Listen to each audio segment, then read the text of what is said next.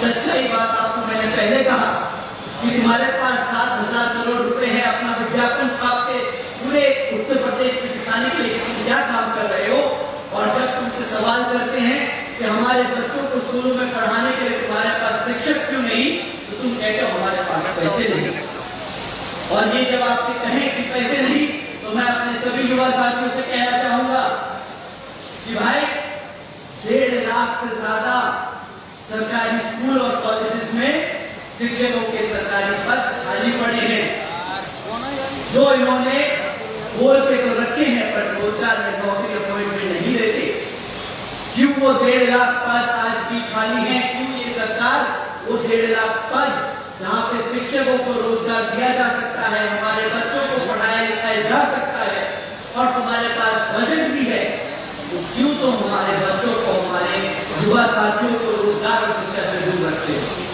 ये हमारे सभी बड़े बुजुर्गों को पूछना। अगर मैं इस पे एक टिप्पणी करूं तो आप लोग समझने की जरूर कोशिश कीजिएगा। ये हमारे बच्चों को पढ़ाना नहीं चाहते, ये हमारे बच्चों को जो पढ़ लिख कर किसी तरह मेहनत कर एक डिग्री ले उन्हें रोजगार नहीं देना चाहते। जब आप इनसे नौकरी की मांग करते हैं तो ये आपके सामने स्कीमों का एक पिटारा लेके आते हैं कि बेरोजगारी भत्ता ले लो, मुफ्त में अनाज ले लो। ये सब बेकार सी स्कीमें आप लोगों के सामने रखते हैं, आपको लालच देते हैं कि ये पैसा ले लो, ऐसा कर लो, ऐसा कर लो। परंतु जो इसकी कीमत है वो आज नहीं, आने वाले भविष्य में हमारा युवा बताएगा। जब हमारे समाज के हमारे गरीब बच्चे पढ़ेंगे नहीं, लिखेंगे नहीं, तो वो कभी रोजगार के लिए तैयार नहीं हो पाएंगे। जब वो अपने रोजगार के लिए तैयार नहीं हो पाएंगे, वो अपने हकों से बहुत दूर रहेंगे। उनको पता नहीं कि उनको क्या लड़ना है, किस चीज के लिए लड़ना है, हमारे संविधान में हमारे लिए क्या सुविधा है, उन्हें नहीं मालूम होगा। और ये आपको मुफ्त में राशन, बेरोजगारी भत्ता देके जैसे अफीम चटाते हैं ना, ये वो काम करने का वो काम कर रहे हैं। हमारा बच्चे तक पढ़ लिख नहीं पाएंगे, अपने पैरों पर खड़े नहीं हो पाएंगे, अपने हकों के लिए लड़ना नहीं जान पाएंगे और वो इनकी स्कीमों पे निर्भर हो जाएंगे। तो ये सारी ताकत हमारे समाज की जो जितनी भी ताकत है वो सब उनके हाथ में चली जाएगी। जब वो चाहे मुतलका बंद करते, वो बेरोजगारी भत्ता बंद करते, वो स्कीमों का पैसा बंद करते, हम उनके सामने हाथ गिरा रह जाएंगे। साथियों, ये है इनकी साजिश, ये इनका सिस्टमैटिक तरीका है हमारे समाज को अंदर से खोखला करने का।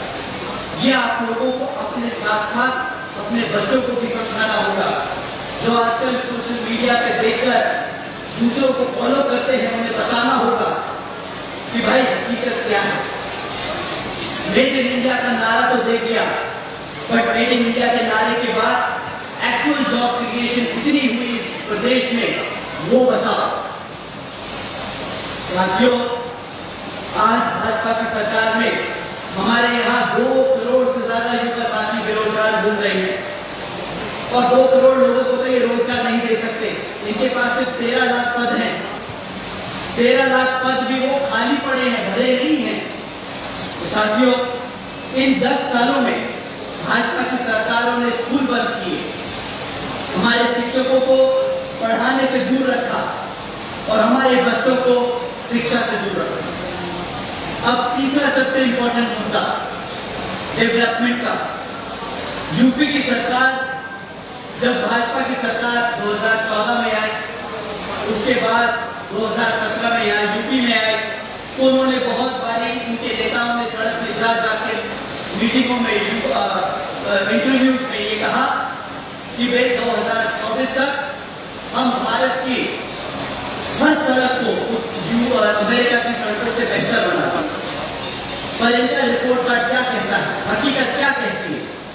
लखनऊ कानपुर एक्सप्रेसवे जो शुरू होने के महज 18 दिन बाद ही 80 जगहों से ज्यादा धस चुका था।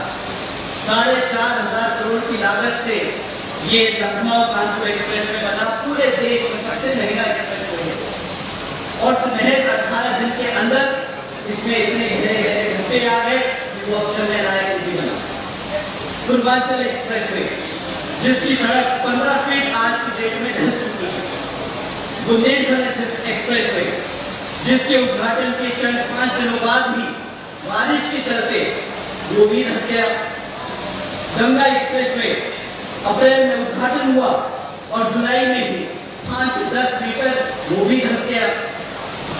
अब साथियों, ये तो है इनका अमेरिका की रोड इंफ्रास्ट्रक्चर को बीट करने का तरीका। ये बोलते हैं हम सड़क बनाएंगे, हाईवे बनाएंगे। मुझे लगता है ये लोग क्या करेंगे कि गड्ढे खोदते हैं और उसकी इर्द गिर्द सड़क बना देते हैं।